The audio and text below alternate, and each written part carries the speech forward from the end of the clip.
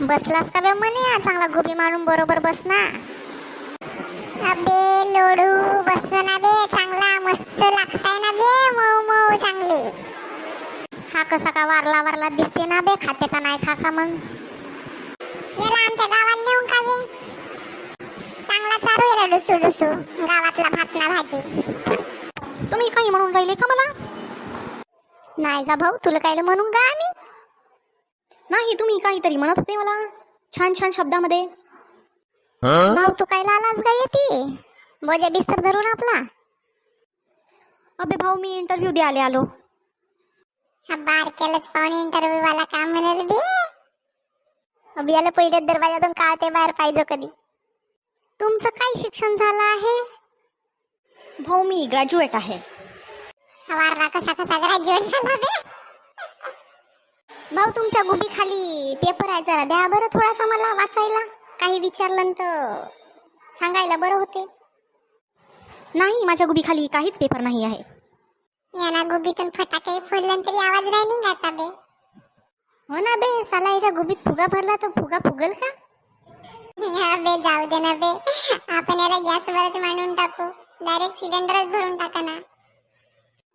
तुम्ही माझी काही चेष्टा करत आहात का? नाही गा भाऊ आम्ही तुझी काय चेष्टा करून गा. इथे डोंग्या कोण आहे? तुम्हाला आत बोलवलाय सरांनी चला. मीच आहे तो. चल बे डोंग्या जा बे तू इंटरव्ह्यू दे आले. मी जातो नाश्ता करायला.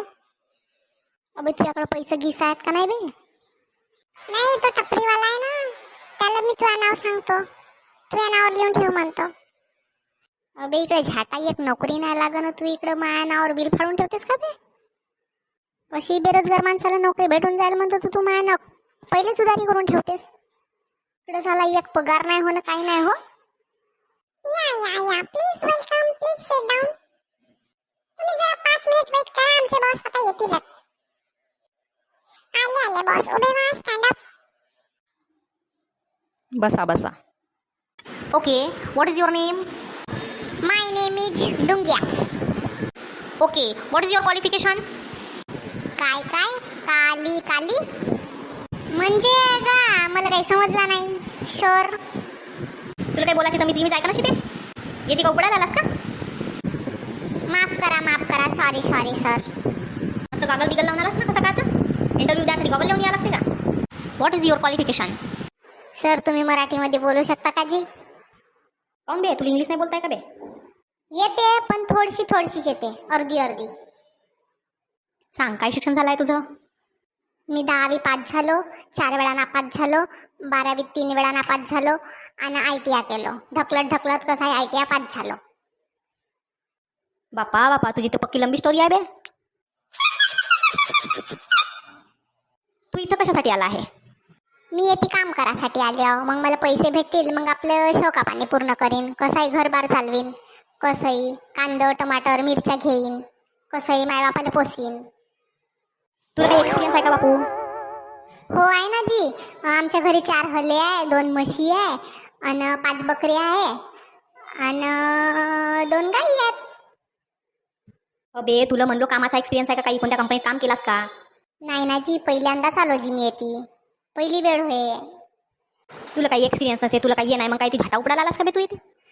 अबे टकल्या जास्त माजून राहिलास का बे तू? देशील तर दे नाही तर नको देऊ. मी आपल्या घरीच कमवीन. 1 लाख रुपये मा निघते. 4 म्हशी आहे दूध दवतो चांगला त्याचा आणि विकतो. जाणं तर बे आपल्याच घरी दूध दोन म्हशीचा विक. काय द्यालास इथं? कायसाठी आल्यास म्हणजे जॉब राहिली तर कशी कोणी पोरगी देईल नाही तर बेरोजगार माणसाला कोणी पोरगी देते. तू देशील का आपली पोरगी सांग. माझ्याकडे 1 लाख रुपये पगार आहे. टकल्या सांग ना बे देशील का आपली पोरगी? नाही माई पोरगी आता फक्त 12वीत आहे. तिचा लग्नाचे वय व्हायचीच आहे. सांग मग देशील का? 2 वर्षांनी मी लग्न करतो.